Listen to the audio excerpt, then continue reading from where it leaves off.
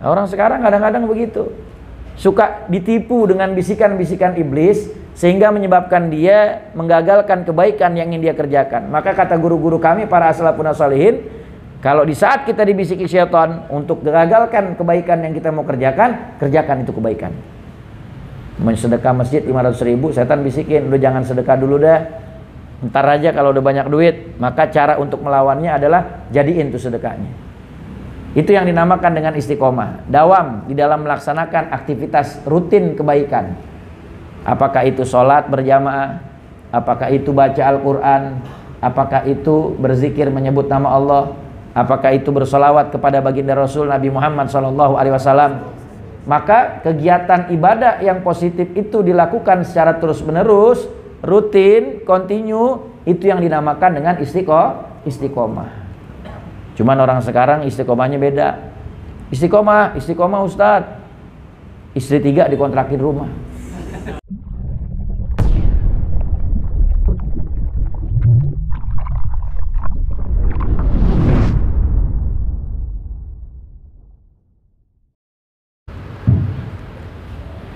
Fatihah bil qabul wa tamami kulli sulum ma'amala sya'adhar dafatan kulli syar jalibatan kulli khair lana wa walidina wa li ahbabina niatil futu wal bunu wa rusu wa taubatan nasu an Allah yafta'alina wa alaikum futu wal arifin wa yufaqihna fid din wa alimna ta'wil wa hadina ila sawa'i sabil wa ila hadratin nabi Muhammadin sallallahu alaihi wasallam. Al-Fatihah. A'udzu billahi minasyaitonir rajim. Bismillahirrahmanirrahim. Alhamdulillahirabbil alamin arrahmanir rahim maliki yaumiddin. Iyyaka na'budu wa iyyaka nasta'in ihdinas siratal mustaqim siratal ladzina an'amta 'alaihim ghairil maghdubi 'alaihim waladdallin. Amin. Assalamualaikum warahmatullahi wabarakatuh. Waalaikumsalam warahmatullahi wabarakatuh. Alhamdulillah. Alhamdulillahi rabbil alamin wal akibatu lil muttaqin wala udwana illa 'alal zalimin. Wassalatu wassalamu ala asyrafil anbiya'i wal mursalin habibi rabbil alamin sayyidina wa nabiyyina wa habibina wa maulana Muhammadin wa ala alihi wa ashabihi wa man tabi'ahu bi ihsanin min yaumina hadza ila yaumiddin. Wa ba'du. Rabbi shrah li sadri wa yassir li amri wa hlul 'uqdatam min lisani yafqahu qawli. Wa qul rabbi zidna ilman warzuqna fahman. Subhanaka la ilma lana illa ma 'allamtana innaka antal alimul hakim. Ya Fattah ya Alim, ya Fattah ya Alim, ya Fattah ya Alim. Iftah alaina futuhal arifin wa faqihna fid din wa alimna ta'wil wa hdina ila sawa'i sabil walhamdulillahi rabbil alamin. Hadratul muhtaramin wal muhtaramat, segenap jamaah kaum muslimin wal muslimat, jamaah majelis taklim atau kajian duhur berjamaah Masjid Al-Hidayah KB Bukopin Syariah, yang insya Allah mudah-mudahan semuanya senantiasa dirahmati dan diampuni segala dosa kita oleh Allah Subhanahu wa Ta'ala. Kepada kepala pimpinan beserta seluruh stafnya yang mohon maaf tidak saya sebutkan satu persatu, namun tidak mengurangi rasa ta'zim serta mahabbah saya kepada antum semua. Mudah-mudahan semua yang hadir Allah Subhanahu wa Ta'ala panjangkan umur kita, Allah Subhanahu wa Ta'ala sehatkan badan kita, Allah Subhanahu wa Ta'ala berikan istiqamah kepada kita di dalam kebaikan sampai akhir ajal menjemput kita semua. Amin ya rabbal alamin. Hadirin wal hadirat rahimakumullah. Pada pertemuan kita siang hari ini kita bicara tentang membentuk pribadi yang istiqomah dengan sholat berjamaah. Bicara masalah istiqomah, kita mesti tahu dulu apa yang dimaksud dengan istiqomah. Istiqomah itu adalah dawam, kontinu, atau biasa kita kenal dengan istilah rutin atau terus menerus. Di dalam satu hadis baginda Rasul Nabi Muhammad SAW beliau bersabda, ahabbul a'mali ilallah adwamuha wa in qalla. Amal ibadah yang paling dicintai oleh Allah Subhanahu wa Ta'ala yang dilakukan oleh hambanya adalah yang dilakukan secara terus menerus, rutin, kontinu atau istiqomah, walaupun amal ibadah itu sangat kecil jumlahnya. Contoh, kita kerjain sholat duha setiap pagi 2 rakaat, istiqomah terus kita kerjain tuh 2 rakaat. Jangan dinaikin dulu. Sampai kapan? Sampai ada perasaan kalau satu hari kita tidak melaksanakannya, maka kita menyesal banget. Maka setelah itu baru tambahin. Biasanya guru-guru kami mengajarkan istiqomah dulu 2 rakaat tuh duha 3 bulan. Terus tiap hari 2 rakaat, 2 rakaat, 2 rakaat istiqomah. Yang penting kerjain 2 rakaat, jangan sampai satu hari nggak kerjain. Kalau udah 3 bulan istiqomah, tambahin 4 rakaat. 3 bulan berikutnya istiqomah, tambahin lagi 6 rakaat. Karena sholat duha itu paling sedikit 2 rakaat dan paling banyak, di situ ada khilaf antara Imam Ibnu Hajar dengan Imam Romli. Dikatakan bahwasanya paling banyak 8 rakaat dan sebagian lagi mengatakan 12 rakaat. Sesuai dengan apa yang disampaikan oleh baginda Rasul Nabi Muhammad SAW, bahwasanya Rasul bersabda, "Man sholat duha thamaniyata rakaat faqad kutibat bara'atu minan nar wa bara'atu minan nifaq." Di antara keutamaan orang yang sholat duha 8 rakaat, dawam melaksanakannya, maka dia akan tercatat orang yang terbebas daripada sifat munafik dan juga terhindar daripada siksa api neraka. Dan di dalam hadis yang lain Rasul bersabda, "Man sholat duha itsnatai asyara rakaatan banallahu lahu baitan fil jannah." Kata Nabi, siapa orang yang dia sholat duha, dawam mengerjakannya rutin 12 rakaat, maka Allah akan bangunkan baginya istana di sorga. Maka istiqomah dari 2 rakaat, 3 bulan udah rutin, tambahin 4 rakaat, tambahin 6 rakaat, 2 rakaat salam, 2 rakaat salam. Terus kalau sudah bisa istiqomah, ya 8 rakaat boleh, 12 rakaat boleh. Ya, yang penting jangan sampai nggak kerjain sholat duha. Itu yang dinamakan dengan istiqomah. Pelan-pelan tapi continue. Jangan hari ini saya mau sholat duha 12 rakaat. Tahu-taunya habis itu besok-besoknya kagak duha lagi 2 bulan. Mau ngapain? Yang lebih Allah cintai itu yang sedikit tapi rutin, continue. Ustadz, gimana kalau saya pengennya banyak tapi rutin? Oh, itu cakep. Contoh, saya sedekah 10.000 aja Ustadz, yang penting tiap hari. Bagus. Yang satu lagi bilang, Ustadz, saya kepengen yang besar, saya kepengen 100.000, saya rutin setiap hari. Oh, itu lebih cakep. Kalau bisa besar istiqomah, banyak istiqomah, itu lebih baik. Cuman kadang-kadang kan setan bisikin manusia begitu. Orang pengen sedekah 10.000, setan bisikin, ya 10.000 lu sedekah dapat apaan? Paling air mineral doang. Mau beli makan juga nggak dapat apa-apa. Udah mendingan ntar aja lu sedekahnya, kalau udah banyak duit baru lu sedekah 10 juta. Setan bisikinnya begitu, biar kita berpaling daripada kebaikan. Akhirnya pas punya duit, sedekah 10 juta kagak, sedekah ceban juga kagak. Banyak yang begitu? Banyak. Makanya di saat kita mau bersedekah, ketika setan bisikin kita untuk menggagalkan sedekah kita, maka cara yang paling ampuh untuk melawannya adalah jadiin sedekahnya. Kita pengen sedekah nih bakal masjid 500.000, tiba-tiba setan bisikin, daripada bakal masjid 500.000 mendingan lu kasih makan anak bini lu. Kadang-kadang setan ngebisikinnya begitu, suka ngebenturin kebaikan sama kebaikan. Kata ulama, al khair la yamnaul khair. Kebaikan itu nggak bisa mencegah seseorang untuk mengerjakan kebaikan yang lain. Jadi jangan pernah membandingkan kebaikan dengan kebaikan. Ada orang nanya, Ustadz, lebih mending mana orang baca Quran sama sholawat? Lebih mending mana orang berzikir menyebut nama Allah dengan bersolawat menyebut nama Nabi? Nah, ini nggak boleh dibanding-bandingin.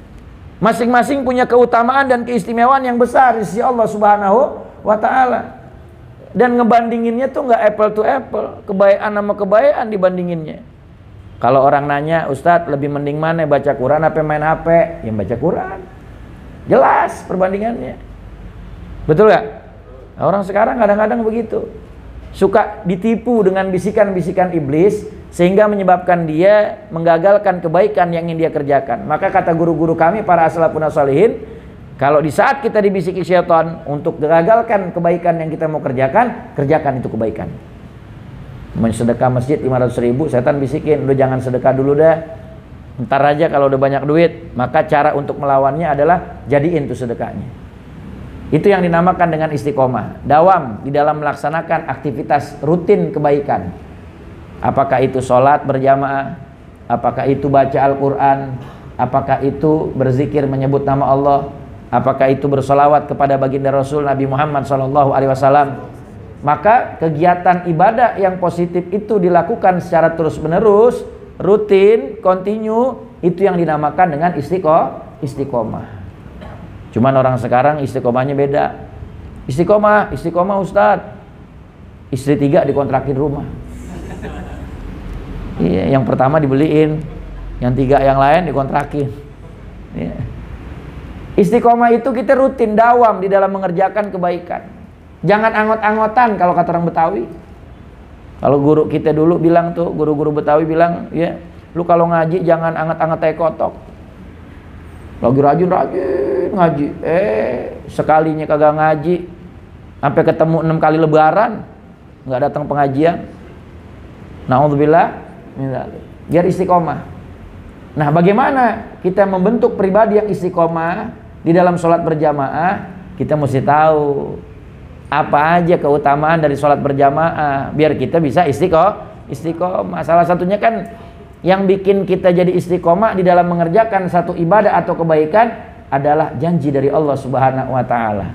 Selain yang pertama mengharap ridha Allah, yang keduanya kita mengharapkan kebaikan-kebaikan yang diberikan oleh Allah Subhanahu wa taala. Dan orang yang melaksanakan sholat berjamaah itu punya kemuliaan yang besar, hadirin. Di dalam satu hadis yang diriwayatkan oleh Imam Ibnu Nasr, baginda Rasul Nabi Muhammad SAW, beliau bersabda, khamsu sholawat man hafidha alaihinna kanat lahu nuran wa burhanan wa najatan yaumal qiyamah.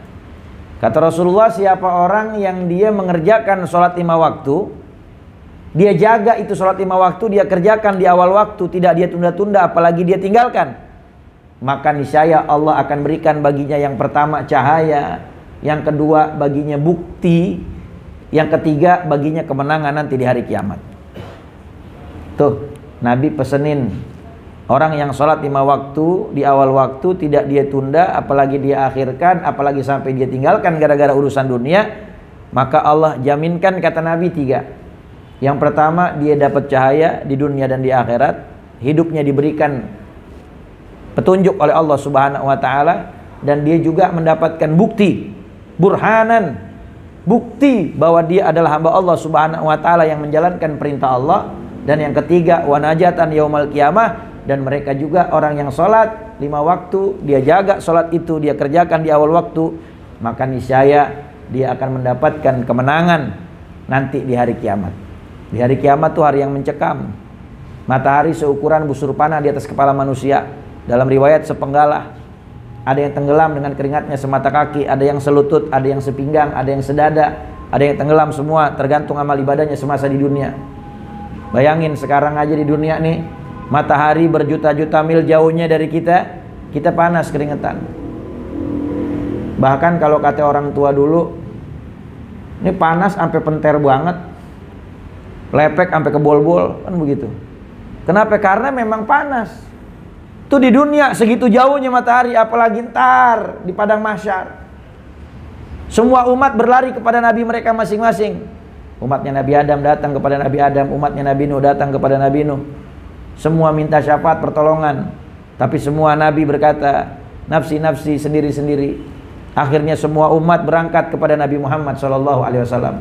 Ketika itu mereka minta syafaat Rasulullah, dan Rasulullah bilang, analah, aku yang akan memberikan kalian syafaat. Maka Rasulullah sujud di bawah arsy Allah Subhanahu wa taala, dan Allah wahyukan kepadanya, Allah ilhamkan kepadanya pujian-pujian yang belum pernah dibaca oleh siapapun. Ketika itu Nabi baca pujian tersebut, Allah katakan kepada baginda Rasul Nabi Muhammad, ya Habibi Muhammad, wahai kekasihku Muhammad, irfa ra'sak, angkat kepalamu, wasal tu'ta, minta akan dikabulkan, wa qul yusma, ucapkan akan didengarkan, isfa tu syafa, beri syafaat kepada siapa yang kau kendaki maka akan diberikan izin untuk mensyafaati mereka. Shallu ala Nabi Muhammad. Rasulullah nanti akan syafaat kita pertolongan. Maka orang-orang di Yaumul Mahsyar nanti mencekam. Kata ulama, orang yang dibangkitkan dari kubur, pada saat mereka berjalan, mereka bingung mau meletakkan kakinya di mana karena di bawah kakinya udah berjuta-juta kaki orang bertumpuk-tumpuk. Dari mulai umat yang pertama, umat yang Allah ciptakan, dari umatnya Nabi Adam sampai yang paling terakhir umatnya baginda Rasul Nabi Muhammad. Bayangkan betapa dahsyatnya itu padang mahsyar. Antriannya juga lama. Sampai ada yang berteriak di dalam kitab sirah, dikatakan kami nggak sanggup lagi di padang mahsyar. Keluarkan kami dari sini sekalipun harus dilemparkan ke neraka. Padahal mereka nggak tahu neraka itu lebih dahsyat, berlipat-lipat ganda daripada padang mahsyar. Bahkan ketika seorang bertanya kepada Nabi, ya Rasul, bagaimana itu siksa neraka? Kata Nabi, yang paling ringan dari siksa neraka, satu butir dari bara api sebesar biji sawi diletakkan di bawah telapak kaki manusia, maka dia punya otak mendidih, menggolak-golak matang. Di dalam kitab Mukasyafatul Qulub karangan Imam Ghazali, Nabi menjelaskan Allah panaskan api neraka 4000 tahun lamanya. 1000 tahun pertama Allah nyalakan apinya, 1000 tahun kedua Allah panaskan sampai apinya berubah menjadi merah, 1000 tahun ketiga Allah panaskan sampai apinya berubah menjadi putih, 1000 tahun keempat Allah panaskan sampai apinya berubah menjadi hitam kelam. Satu hari di akhirat sama dengan 1000 tahun di dunia, berarti 4 juta tahun lamanya Allah panaskan api neraka. Bayangkan betapa dahsyatnya itu panas neraka jahanam. Kita kena kepetelan minyak aja kita teriak-teriakan. Bini pulang kampung, di rumah masak sendiri, masak ikan pakai helm sama jas hujan takut kepetelan. Ya, belum lagi kena puntung rokok, jumpalitan. Ya. Makanya jangan macam-macam. Kalau pengen selamat di akhirat nanti, di yaumul qiyamah, selamat juga di dalam kubur, maka dawam sholat 5 waktu di awal waktu, jangan kita tunda-tunda, jangan kita akhir-akhirin. Pas nih momennya emang. Ya. Menyambut Isra Mi'rajnya baginda Rasul Nabi Muhammad sallallahu alaihi wasallam.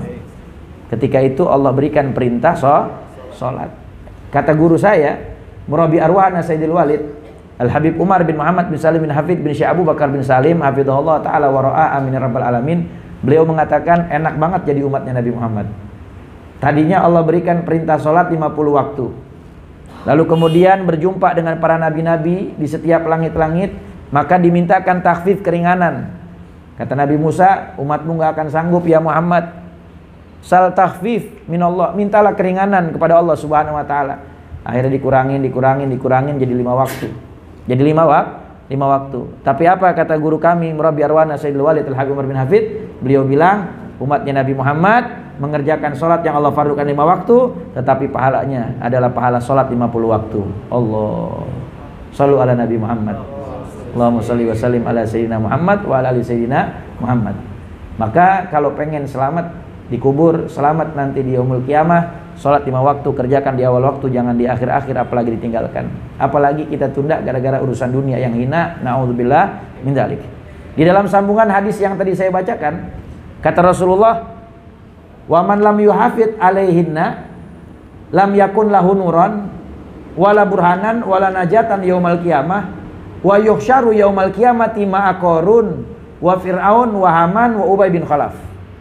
Kata Nabi Muhammad, siapa orang yang tidak mengerjakan sholat 5 waktu, dia tidak menjaga untuk mengerjakannya, kadang dia tinggalkan, dia tunda, dia lalaikan, maka dia tidak mendapatkan cahaya, dia tidak mendapatkan bukti, dan dia tidak mendapatkan keselamatan nanti di hari kiamat, dan dia akan dikumpulkan nanti di hari kiamat bersama Qarun, Fir'aun, Haman, dan juga Ubay bin Khalaf. Semuanya adalah minal kafirina wal musyrikin, orang-orang yang diazab di dalam nerakanya Allah Subhanahu wa taala. Na'udzubillah min dzalik. Itu baru satu hadis Nabi ceritain tentang bagaimana keistimewaan orang yang sholat 5 waktu dan orang yang meninggalkannya, azabnya begitu dahsyat.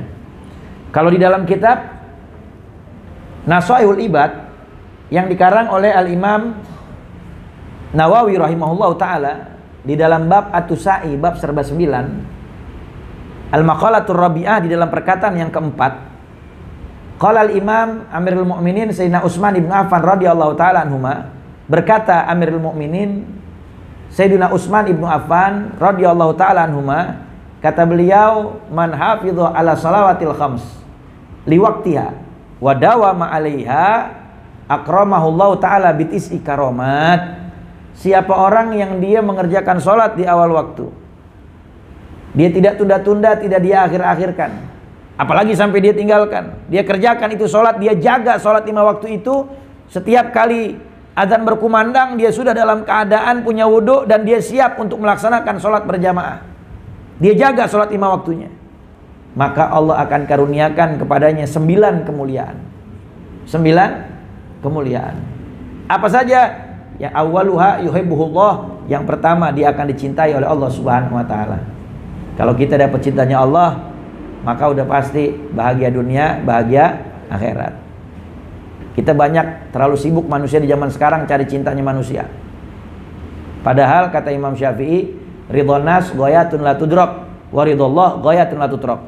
Ridhonya Allah, kecintaannya Allah itu sesuatu yang enggak boleh kita tinggalkan.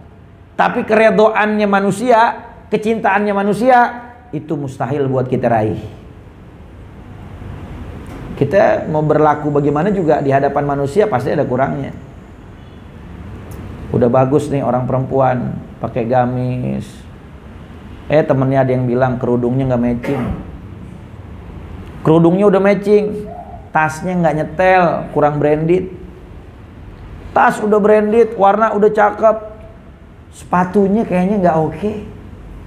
Sepatu udah pakai yang oke. Dia ngomong lagi temen yang lain, men sayang yang makainya mukanya pas-pasan, nggak nyetel sama muka. Manusia begitu, kalau cari redonya manusia kurang terus, kagak ada habisnya. Nih HP. Manusia kan kalau ada keluar HP baru beli, HP baru beli, nggak ada habisnya. Nggak bakal ada habisnya. Kata Rasulullah, la yashba'ul mu'min minad dunya hatta yamla jawfau turab. Manusia itu nggak akan pernah kenyang daripada dunia sampai mulutnya penuh tanah. Masuk dalam kubur udah mati baru dia puas. Kalau belum, kurang terus. Maka jangan cari ridho manusia, cari ridhonya Allah, cari cintanya Allah. Cukup deh. Kalau udah dapat cintanya Allah, maka Allah akan teriakan kepada malaikat di langit bahwasanya aku cinta kepada fulan, fahaibu, maka kalian para malaikat cintailah fulan. Akhirnya semua malaikat Allah di langit cinta kepada si fulan yang dapat cintanya Allah. Habis itu malaikat serukan kepada seluruh penduduk bumi bahwasanya Allah dan kami para malaikat mencintai fulan. Wahai kalian penduduk bumi, cintailah fulan. Fayudha'u lahul qabul fil ard, maka di mana saja dia melangkahkan kaki di bumi Allah, orang akan cinta kepadanya. Jadi kalau kita pengen dapat cintanya manusia, gampang. Dapetin dulu cintanya Allah. Kalau Allah udah cinta sama kita, semua makhluknya akan cinta kepada kita. Cuman kebanyakan kita lupa sama cintanya Allah, nggak nyari ridhonya Allah. Yang kita cari ridhonya manusia mulu. Kerja juga begitu, nyari ridhonya atasan. Harusnya cari ridhonya Allah. Kalau cari ridhonya Allah, nanti atasan bakal ridho sama kita. Tapi kalau cari ridhonya atasan, udah kerjanya rajin kalau di depan atasan doang. Tapi kalau di belakangnya, nggak ada ini bos, disantai aja. Ya. Kerja mau rajin mau kagak kan gaji udah ditransfer, kan begitu. Iya. Kadang-kadang orang begitu tuh, cari ridho manusia. Maka kita cari ridhonya Allah dengan cara apa? Dengan cara sholat, jangan kita tinggalkan, kerjakan di awal waktu. Kalau kita kerjakan di awal waktu, dapat cintanya Allah. Ini pesan juga buat para atasan. Antum-antum yang mempekerjakan bawahan punya tanggung jawab di sisi Allah Subhanahu wa taala. Kalau yang dipekerjakan adalah orang-orang muslimin wal muslimat, maka izinkan mereka untuk mengerjakan sholat di waktu-waktu sholat. Mohon maaf, karena hampir kebanyakan pertanyaannya nggak jauh-jauh lagi. Guru, saya kerja nih, tempat kerja saya kalau izin buat sholat susah banget, nggak dikasih. Ya udah lu izin ke WC aja, dikasih gak? Dikasih. Ya udah lu izin ke WC, lu sholat sono. Man sholatnya di masjid, apa enggak di ruangan, jangan di WC. Ya. Kadang-kadang orang begitu. Kalau izin buat sholat susah, tapi kalau izin buat ke kamar mandi, buat makan, setengah jam. Sholat 5 menit. Makanya kalau karyawannya pada rajin sholat berjamaah, insya Allah perusahaannya berkah dan lancar rezekinya. Pasti. Karena yang punya urusan, yang punya rezeki Allah. Jangan perintahnya kita tunda-tunda, tapi rezeki kita pengennya cepat. Maka cari cintanya Allah Subhanahu wa taala. Ini yang pertama. Lalu kemudian yang kedua, wa yakunu badanu shaihan. Orang yang istiqomah, dawam mengerjakan sholat di awal waktu, maka Allah akan karuniakan kepadanya kemuliaan yang kedua, badannya sehat. Badannya sehat. Lihat orang-orang tua kita yang pada rajin ke masjid, sholat berjamaah, umurnya udah pada tua, 70, 75, 81, seger aja badannya. Bener. Apa aja dimakan? Ya kagak ada pantangannya. Kenapa? Sholat 5 waktunya rajin, berjamaah di masjid. Ini orang sekarang umur masih pada muda, nyakitan mulu, bentar-bentar asam urat, kolesterol, darah tinggi, apalagi gula, apalagi macam-macam. Ya, sholatnya kagak, ditunda-tunda mulu, gara-gara urusan dunia. Naudzubillah min dzalik. Hati-hati. Kalau pengen badan kita sehat, salah satunya sholat dawam di awal waktu. Kerjakan, jangan kita tunda, apalagi kita tinggalkan. Karena di dalam gerakan sholat itu ada yang namanya kesehatan. Semua anggota tubuh kita diperintahkan oleh Allah Subhanahu wa taala untuk bergerak, dari mulai takbir, lalu kemudian lagi berdiri, lalu kemudian ruku, i'tidal, sujud, ya. Maka itu yang namanya darah akan mengalir dengan baik. Tapi orang yang sering sakit kepala, kata para ulama dikatakan kurang sujud. Coba banyakin sujud, deketin diri sama Allah Subhanahu wa taala, maka hilang sakit kepalanya. Makanya orang yang sholat badannya sehat. Tapi lihat orang yang kagak sholat, sholat yang ditunda-tunda, apalagi ditinggalkan, nyakitan mulu. Ya. Maka kerjakan sholat di awal waktu. Yang ketiga, kata Sayyidina Utsman bin Affan, orang yang dia dawam mengerjakan sholat di awal waktu, maka niscaya Allah akan karuniakan kepadanya wa tanzilul barakatu fidarihi. Allah akan cucurkan dan curahkan limpahan rahmat di dalam rumahnya. Makanya kalau sholat laki-laki, kalau sholat fardu, yang afdolnya laki-laki itu berjamaah di masjid. Berjamaah di masjid. Tapi kalau sholat sunnah, maka yang afdolnya di rumah. Makanya di dalam satu hadis, di dalam kitab Mukhtar Hadis Nabawiyah karangan Sayyid Ahmad Al-Hashimi rahimahullah, di situ dikutip oleh beliau bahwasanya Rasul bersabda, janganlah kalian jadikan rumah kalian sepi seperti kuburan. Kata ulama, sepi daripada sholat, sepi daripada bacaan Al-Quran. Maka kerjakan sholat-sholat sunnah di rumah kita. Afdolnya sholat sunnah di rumah. Kenapa? Karena itu perkara sunnah, sehingga kita terhindar daripada yang namanya riya, terhindar daripada bangga diri dengan ibadah sunnah kita. Tapi kalau yang wajib, orang laki afdolnya di masjid, berjamaah di masjid. Kenapa? Karena memang ibadah wajib. Maka ibadah wajib itu sesuatu yang memang harus dikerjakan. Masa ilokan banget orang nyombong, kayak gua dong sholat berjamaah di masjid. Lah emang kewajiban. Betul gak? Iya. Makanya kata Rasulullah, la sholat ali jaril masjid ila fil masjid. Gak sempurna sholat seseorang yang bertetanggaan dengan masjid atau musola kecuali di masjid. Musola itu masjid juga, cuman masjid ghairu jami', masjid yang gak dipakai sholat Jumat.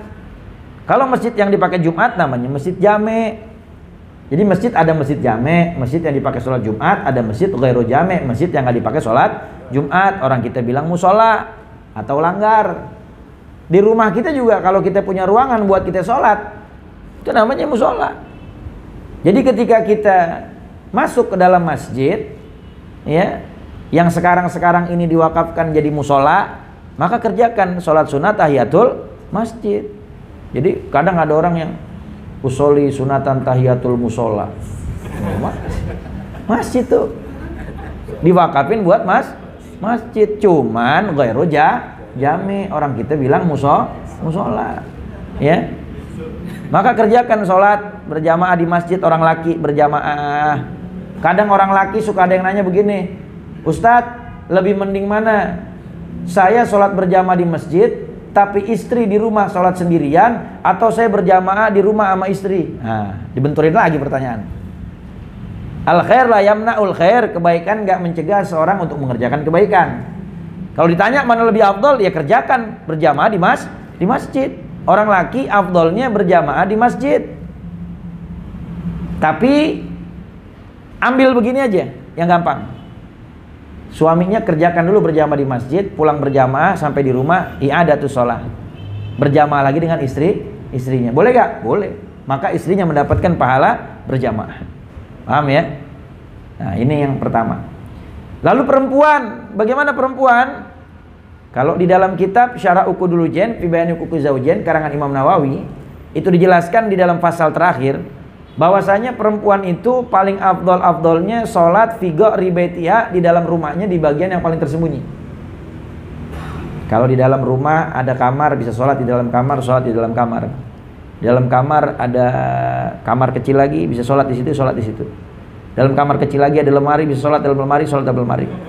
Dalam lemari ada laci, bisa sholat dalam laci, sholat dalam laci. Misal, ini perumpamaan. Misal di bagian yang paling tersembunyi, ya, begitu. Tapi kalau misalnya mau ngerjain di masjid, bagaimana? Ketika musafir dan lain sebagainya, boleh. Ya, yang penting pengurus masjid mesti apa? Pisahin. Kadang-kadang mohon maaf ada yang nggak dipisahin antara sholatnya laki-laki dengan perempuan. Kadang-kadang tempat wudhunya juga nyampur jadi satu. Kan perempuan ketika berwudu kan dia membuka hijabnya, ya, menyingsingkan dengan bajunya, mengangkat dia punya rok atau gamisnya, maka mesti dipisah tempat wudhunya, ya. Tanggung jawab tuh nanti pengurus-pengurus kalau nggak dipisahin, ya. Lalu kemudian itu yang keberapa tuh? Yang ketiga, orang yang dawam 5 waktu di awal waktu, maka Allah akan berikan keberkahan di rumahnya. Tapi lihat rumah orang yang sepi dari sholat, maka penghuninya bakalan sedikit kebaikannya, banyak keburukannya. Na'udzubillah min dzalik. Pernah gak masuk ke rumah orang, walaupun rumahnya kecil, kontrakan 3 petak, pas masuk adem banget, padahal tuh rumah nggak pakai AC, tuh rumah nggak pakai kipas angin, adem banget, ya. Ternyata tuh orang yang punya rumah rajin sholat, tahajudnya rajin, baca Qur'annya getol, berzikirnya rajin, sholawatnya banyak, adem rumahnya. Tapi kita masuk ke rumah orang, ada orang rumahnya gede, tiap ruangan pakai AC, ya, tapi masuk kayaknya pengap, panas. Maknanya apa? Hati tuh hampa ketika masuk ke situ. Ternyata apa? Sholat kagak, ngaji kagak, maksiat iya, ya. Na'udzubillah min dzalik. Makanya orang yang dawam 5 waktu dan dia selalu menghidupkan rumahnya dengan sholat, maka Allah turunkan keberkahan di rumahnya. Lalu kemudian yang keempat, wa yadhhar siyamus shalihin ala wajih. Orang yang dia selalu senantiasa dawam mengerjakan sholat 5 waktu, maka Allah akan tampakkan cahaya yang soleh pada wajahnya. Allah akan tampakkan cahaya yang soleh pada wajahnya. Makanya lihat orang-orang soleh, orang-orang alim yang istiqomah, dia berjamaah 5 waktu, maka wajah mereka itu bercahaya.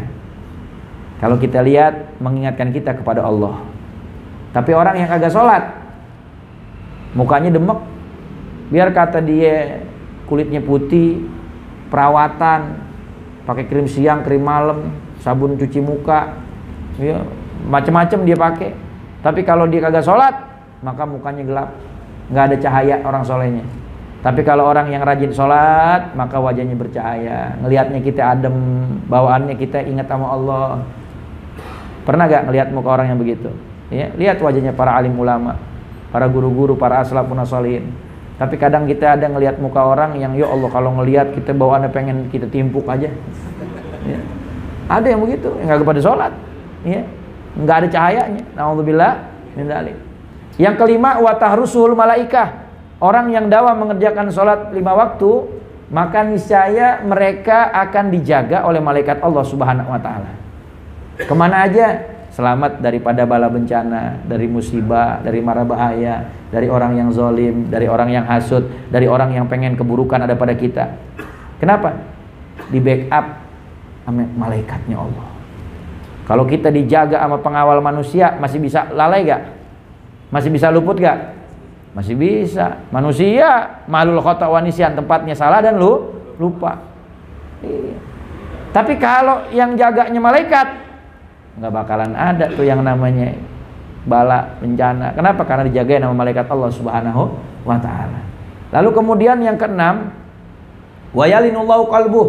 Kata Sayyidina Utsman, orang yang dia dawam sholat 5 waktu di awal waktu, maka Allah akan lembutin hatinya.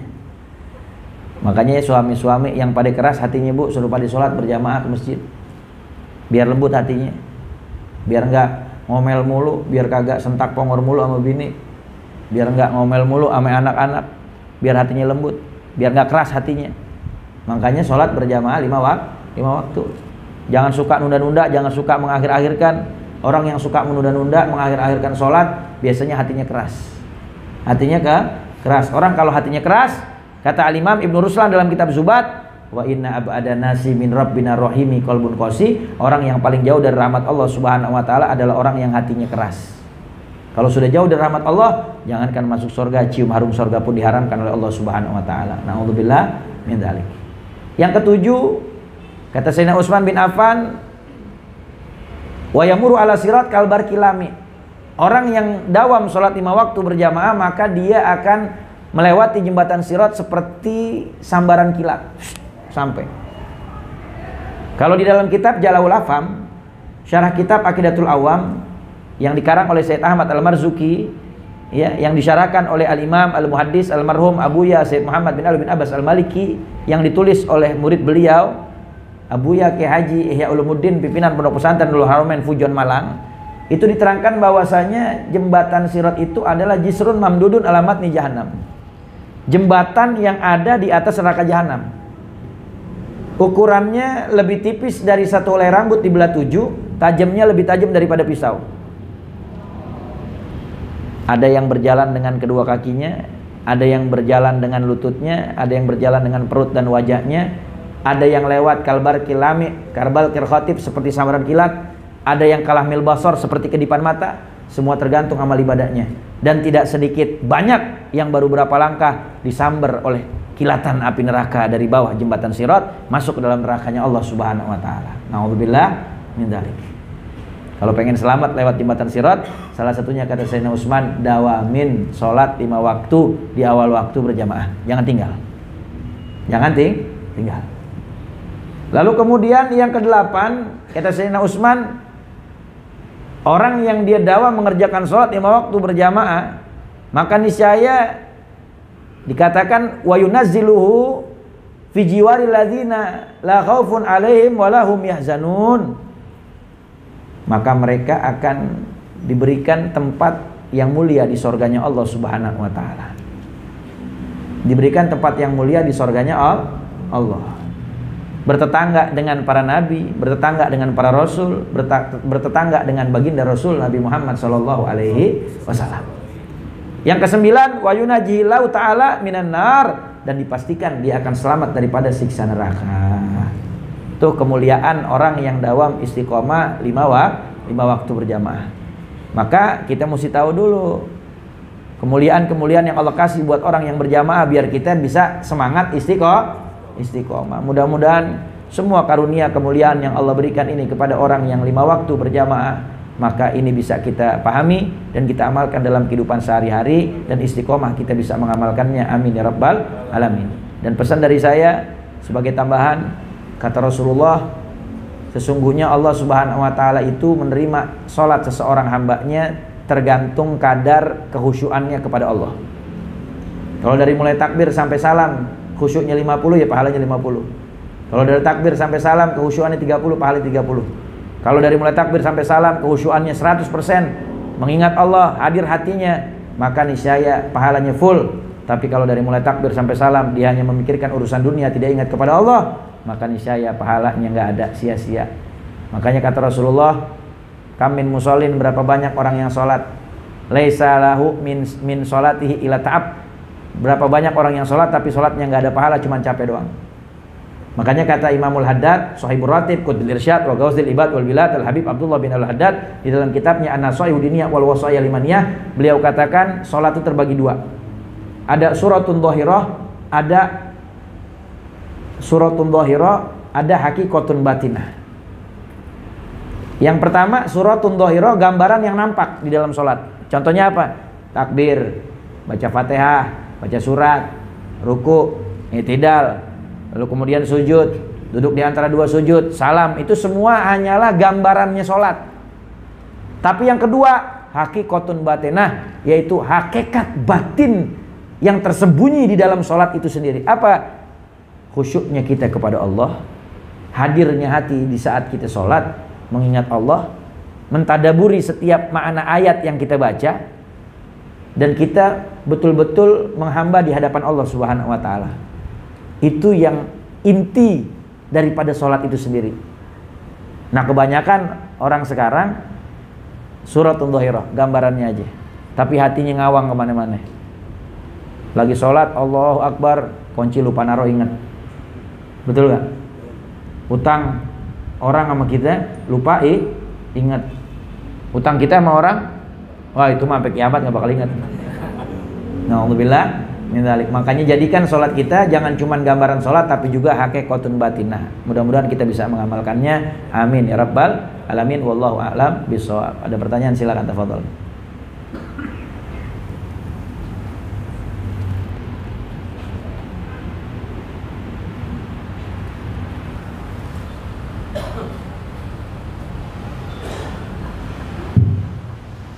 Bagi para jamaah, barangkali ada yang mau bertanya, dipersilakan.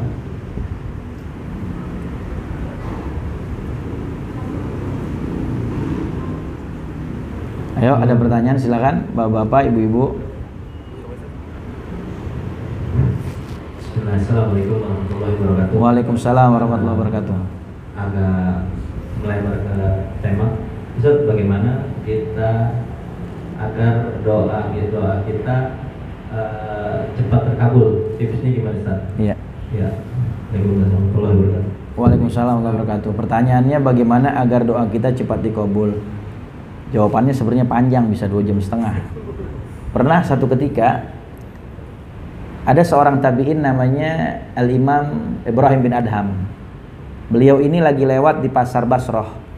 Ketika lagi lewat di pasar Basrah, banyak orang-orang berkerumun mendekat kepada beliau dan bertanya, "Wahai Imam Ibrahim bin Adham, antal ladzi taqul ud'ullaha wa antum muqinuna bil ijabah. Ud'ullaha astajib lakum. Wa kunna nad'ullaha falam yustajabu lana." Kata orang-orang di pasar Basrah bilang, "Wahai Imam Ibrahim bin Adham, engkau yang pernah mengatakan kepada kami, mintalah kepada Allah, Allah akan kabulkan. Mintalah kepada Allah, yakin Allah akan kabulkan. Dan kami sudah meminta kepada Allah, tapi Allah sampai sekarang belum kabulkan." Apa kata Al-Imam Ibrahim bin Adham? Kata beliau, "Matat qulubukum an asrati asya." Hati kalian telah mati dari 10 perkara. Yang pertama, baca kitab Allah tapi tidak mengamalkannya. Yang kedua, baca hadis Nabi, ngaku cinta sama Nabi tapi nggak ngikutin Nabi. Yang ketiga, kita mengaku musuhnya setan tapi kita ngikutin setan. Ya, ada 10 perkara tuh. Di antaranya juga kita meyakini ada yang namanya sorga, pengen masuk ke dalamnya tapi nggak berhenti ngerjain dosa.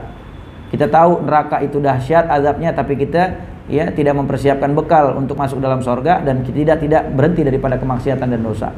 Kita tahu bahwasanya membicarakan aib orang itu sesuatu yang dibenci oleh Allah Subhanahu wa taala, sampai kita lupa dengan aib kita. Ada 10 perkara yang bisa menyebabkan doa itu tidak digabul oleh Allah Subhanahu wa taala. Ini secara sesuatu yang tidak nampak. Secara sesuatu yang nampak, penyebab kita nggak digabul doa apa?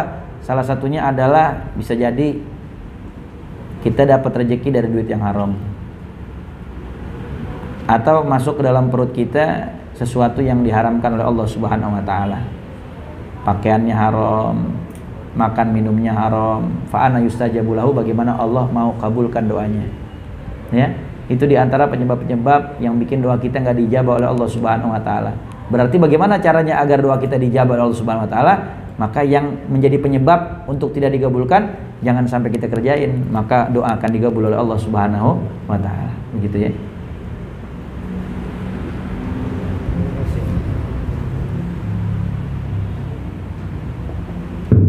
Terima kasih Ustaz atas jawaban dari pertanyaan Untuk itu kita sudahi karena waktu sudah masuk jam 1. Untuk itu kami mohon Ustaz menutup dengan membaca doa. Bismillahirrahmanirrahim. Alhamdulillahirabbil alamin syakirin hamdu mazid ya rabbana lakal hamdu laka syukrul ma'bud kamin bagi di jalalil karim azim sultanik. Allahumma shalli wa sallim ala sayyidina Muhammadin wa alihi washabihi wa barik wa sallim ajmain. Allahumma alif baina qulubina, Allahumma alif baina qulubina, Allahumma alif baina qulubina wa aslih dzata bainina wa aslih dzata bainina wa aslih dzata bainina wa hdina subul salam wa najina minadh dhulumati ilan nur wa jannibnal fawahisha ma dhar ma batan innaka ala kulli syai'in qadir wa tub alaina innaka tawwabur rahim. Allahumma barik lana fi rajab wa sya'ban wa barik lana ramadan. Allahumma barik lana fi rajab wa sya'ban wa barik lana ramadan. Allahumma barik lana fi rajab wa sya'ban wa barik lana ramadan wa inna ala siyam wal qiyam wa sadaqah wa tilawatil qur'an wal bir wal ihsan wa idkum minan niran wal ghufran wa sallallahu ala sayyidina Muhammadin nabiyil ummi wa alihi wasallam. Alhamdulillahirabbil alamin. Subhanakallahumma wa bihamdika nasyhadu an la ilaha illa anta nastaghfiruka wa natubu ilaik. Walhamdulillahirabbil alamin wa lahu minkum. Assalamualaikum warahmatullahi